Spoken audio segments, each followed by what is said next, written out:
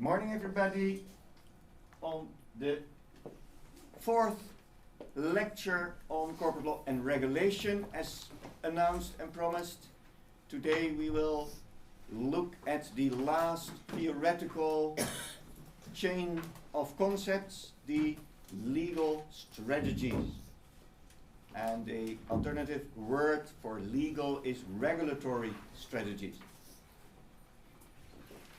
At the same time, we look at one aspect of ordinary business, chapter 3, and a little tiny bit on self-dealing, but that will be further dwelt on during the workshop lecture.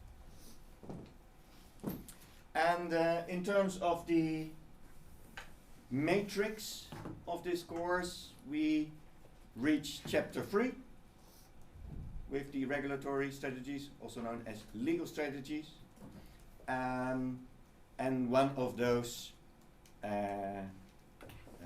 categories of issues, because the theories are only relevant when they actually appear in reality. So the chapter 4 is sort of the empirical side, so the real thing out there in the world pertaining to company. Talking about that reality, let's take a few seconds on the idea of businesses in terms of normality. And that is that you should review and view companies as a machine, as a autonomous mechanism in which there are assets, let's call it machine X, producing product X, and the value is 200. And the way it is financed within the legal person is 50% equity, 50% debt. In other words, 50% a loan of a bank and 50% the money of the shareholders. And then, on a yearly basis, the machine produces product X, and that is sold, let's say for 100. And then you have costs, let's say 80. You know, employees, electricity, packaging material, transportation, blah, blah, blah. And then, if the costs are 80 and your gross turnover is 100, then 20 remains. Is not needed that year. And let's fast forward to the decision of shareholders to declare the financial statements in this way, and then as the second or the third decision, they say the remaining 20, let's call that profit, and move it to dividend and take it out of the company. And then the key consideration in a sort of clear-cut stereotype commercial setting is that you compare the 20 with the balance total. And the question is, how much is the return on investment? I try to choose student-friendly numbers.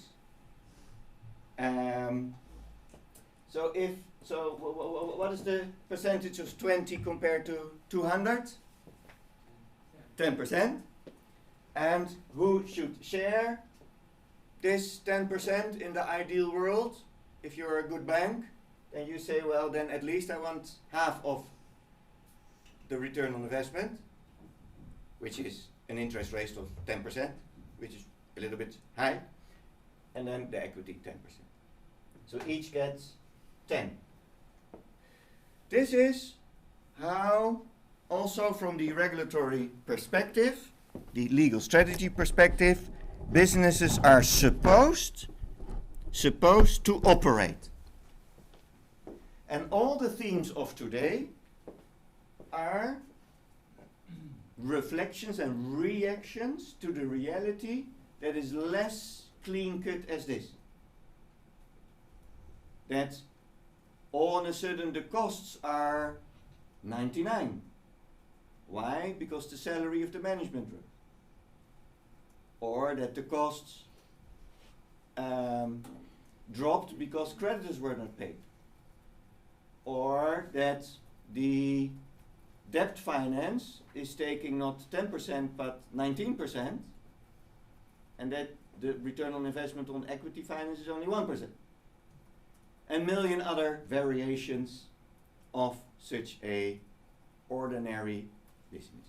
So that is a remark to hopefully appreciate the added value of legal strategies. Because if all the corporations on the globe would function like this, everybody would be happy. I would be happy with 10% return on investment. Remember, in the Western world, when you put, and in Japan, and you put your savings on a bank account, you get 0% return on investment, because that's the interest rate for consumers.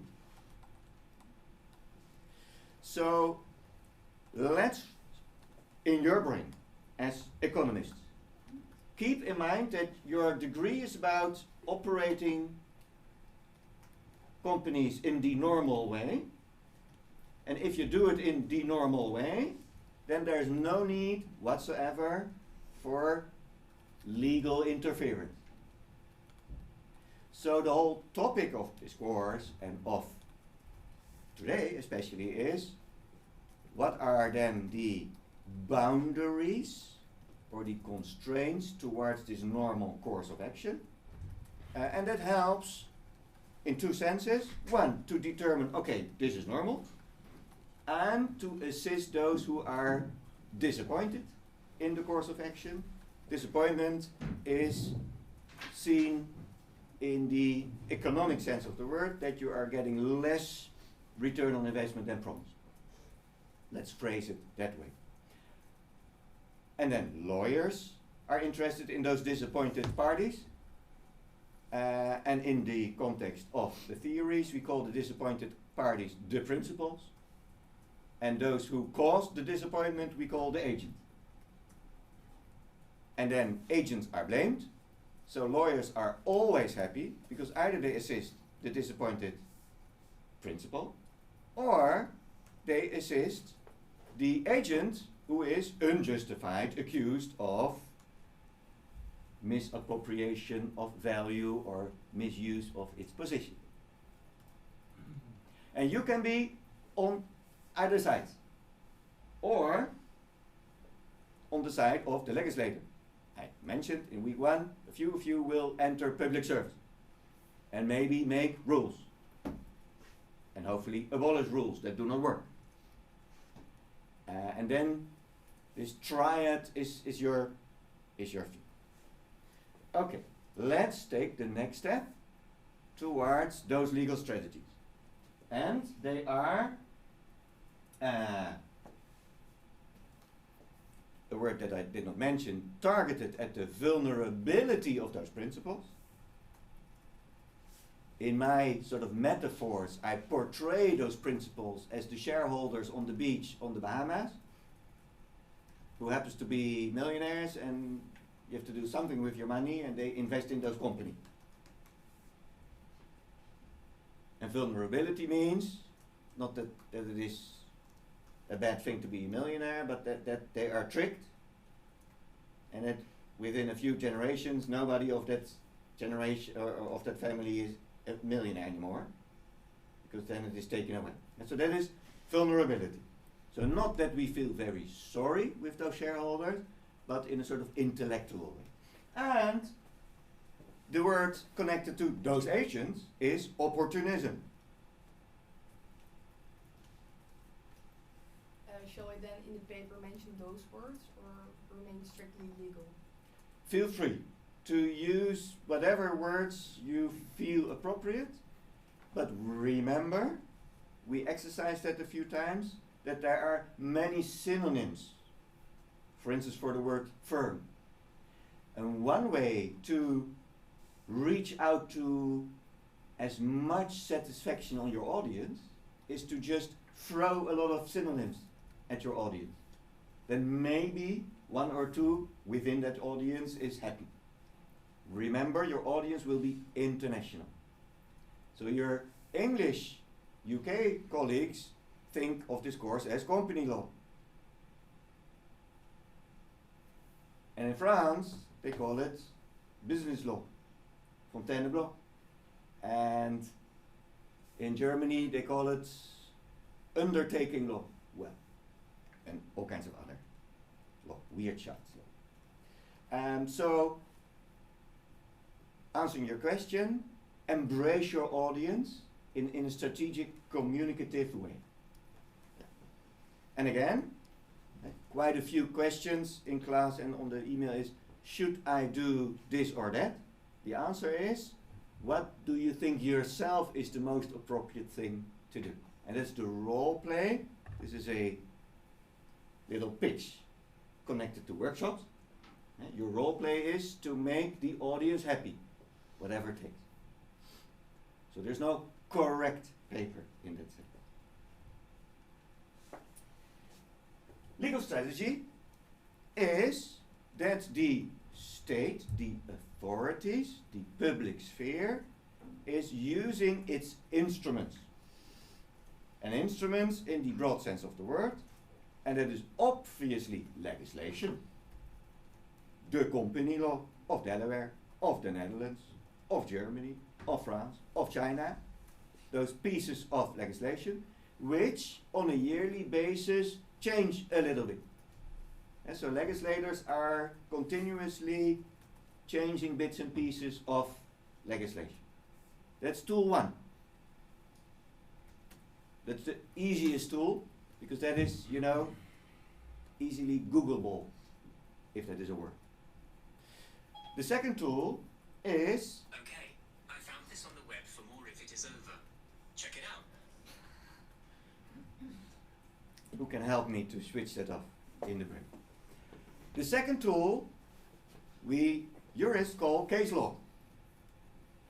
And sometimes on the continent the word jurisprudence is used, which is a funny word because in the Anglo-American world that means philosophy of law.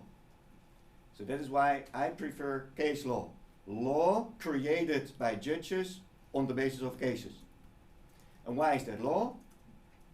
Introduction to law in the first year, because subsequent judges somehow tend to follow prior judgments. And then depending on the jurisdiction, it is a may or a must.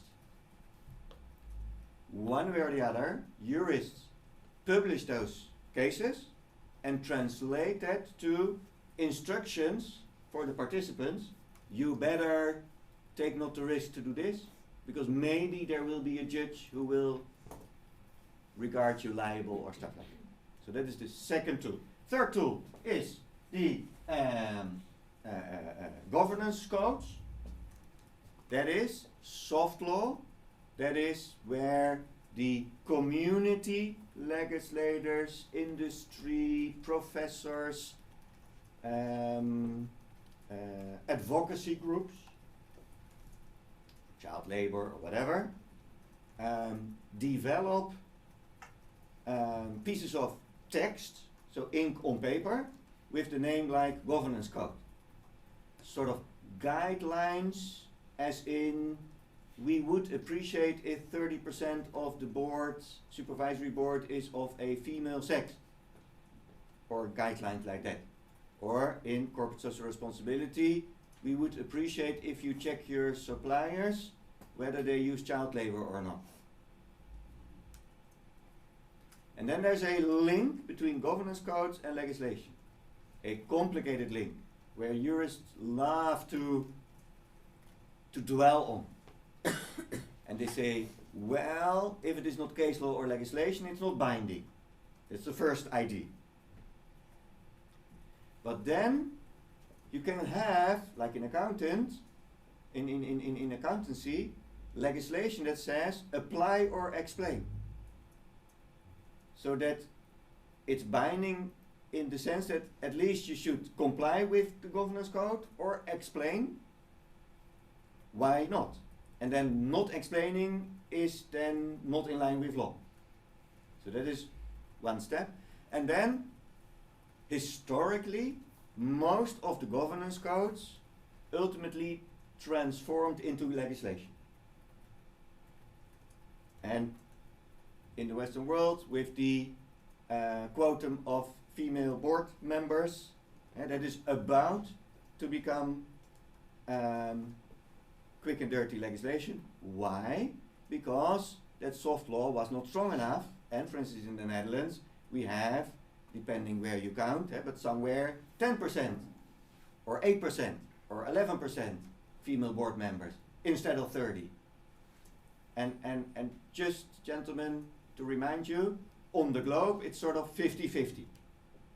So if you want to be inclusive, 30% is not the end solution. A normal representation of the people on the globe would be 50-50. So if that is normal, statistically, then 11% is extremely not normal. And then legislators get impatient and then move from soft law to hard law.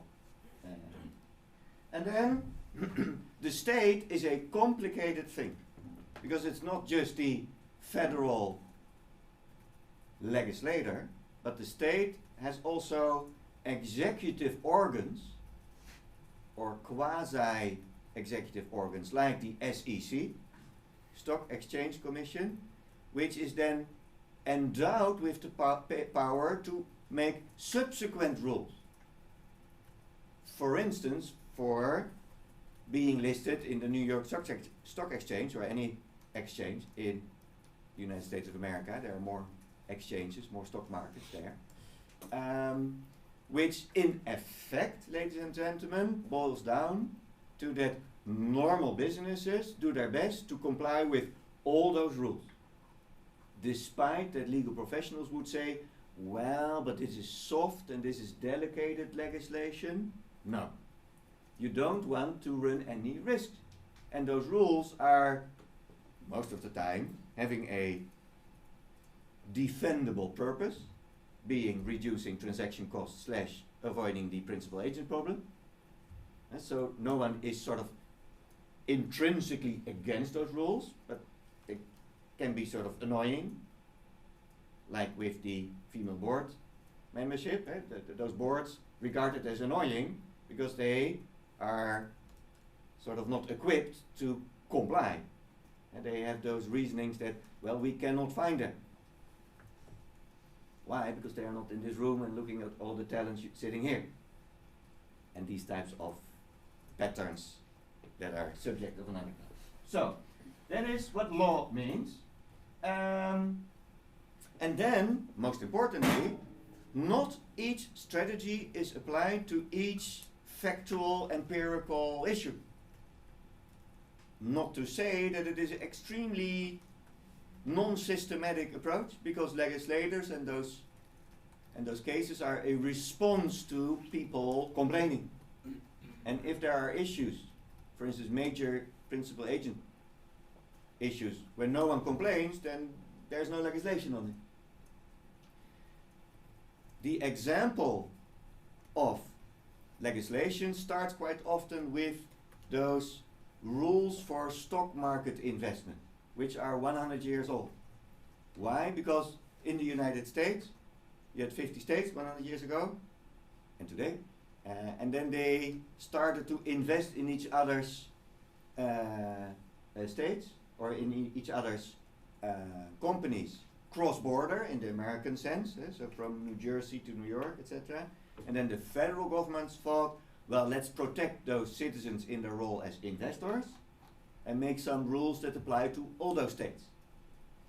And that's an example that on that shareholder ownership theme, all of a sudden legal strategies emerge to deal with the principal agent. But all kinds of other problems were not addressed. And sometimes in legal strategies, solutions are addressed, or problems are addressed, but with the wrong solution, and then hopefully they disappear again, those wrong solutions.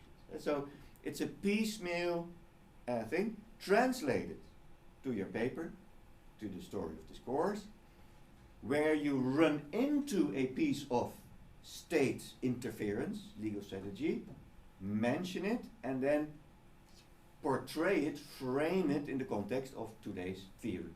That's all. If you're not running into a piece of legislation or state interference, don't bother to dwell on it. Stand alone. I will do so with one question in the exam, but this is the relationship of today and your paper. Question? Yeah, so there are different tools, and then some are like more based on soft law, some more based on hard law. So how do you account for that, for those strategies? Like how does that work in practice? Well, for us, and this beware of normality approach, and the sort of prediction, factual statement that on average companies try to comply with all the rules out there, don't bother too much with the difference hard law, soft law. Unless with a few famous examples, and I mentioned the percentage of female human beings in boards, where the law says comply or explain. Because those are then insights relevant for your client. Today we will go through those 5 strategies, and each strategy has 2 flavors, a ex ante and a ex post flavor, and 2 times 5 is 10. So either you remember them as 5 or as 10, be my guess. Let's start with the first. And the first is appointment rights. And this one we know. When you establish a new legal entity, in that life cycle, one of the first things you need to do, and in most jurisdictions at the day of the establishment, in the articles of incorporation or the initial legal instruments with which the legal person is created, at that moment it needs already a board, also known as management, executives, all kinds of other names. So we know that already. And then let's take the next step. Because, just for the record, ex ante means prior to events, and ex post means deliberations after a event. So, applying that to legislation, if the appointment right is ex ante, then you first start to consult someone to be appointed, and then you appoint, and then the event happens that you have a complete legal person. The ex post is 1 year later, and where it comes to appointment rights, the keyword is dismissal. Then, after the fact, after 360 days, 2 years, 10 years, 100 years, management, you think, principal agent problem, I don't like it, let's ex post. So after the principal agent problem emerged, let's now make use of that appointment and dismissal right, and then the keyword is dismissal, symbolically for ex post.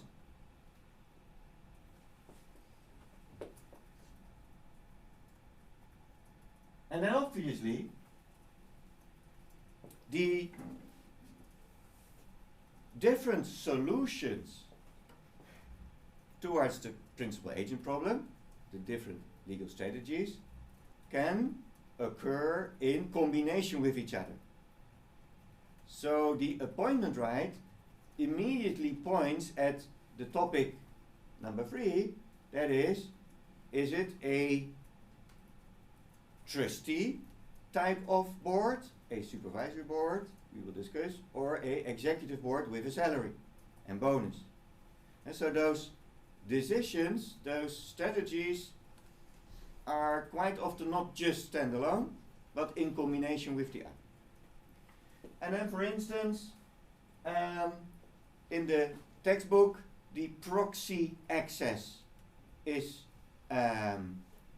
mentioned the idea that the board can subsequently appoint next board members versus that shareholders are doing that. So in the design of the legal person, you can make arrangements that not shareholders are doing the appointment, but that the appointment is done by proxy, so by delegation.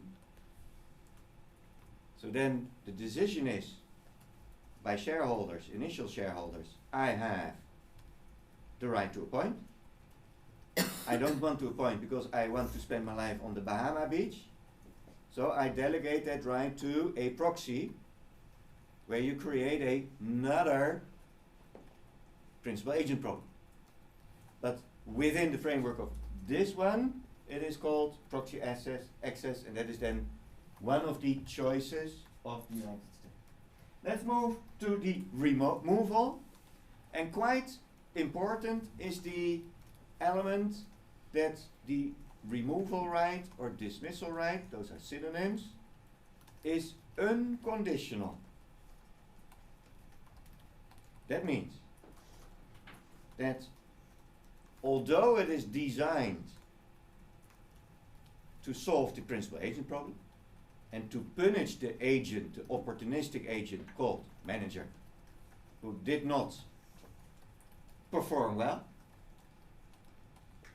or who misappropriated value by offering 8% and you expected 10%. But the law, the legal strategy, decided in almost all jurisdictions to make that unconditional. That means that you don't have to explain why you dismiss your board member, which raises the suspicion that you could also dismiss a board member because you don't like the color of their hair. And that is then a sort of choice of legislators to say, okay, let's embrace the unconditional one, because that's the most clear statement, because otherwise you get discussions. Think of employees and dismissal of employees, that is always a dismissal, a discussion. Why? Because regular employees, societies think they are the weaker party, and societies think they should be protected. So connecting those two themes, if a board member can be unconditionally removed, dismissed, then by consequence such a person has no employee rights as a first step. And then within certain jurisdictions, some of these board members are entitled to a certain form of severance pay, a compensation for the economic loss. But regularly, most jurisdictions think, well, that type of employee, that type of manager should arrange the severance pay in the salary. So when you are appointed as board members, you know that you can be dismissed 24/7. And that is then translated to the salary. And that is why board members receive a lot of money. And that's the point where some misunderstanding exists. That societies ask themselves, why do those people earn $2 million on a yearly basis, gross? And the state gets 1 million, 50%, by the way. So, when you end up in such a discussion, bring in that unconditional removal right as a rational justification for a salary arrangement that compensates that risk. Like insurance.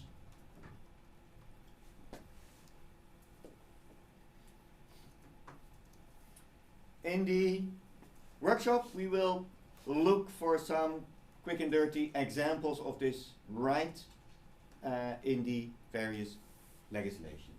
Let's let's move to the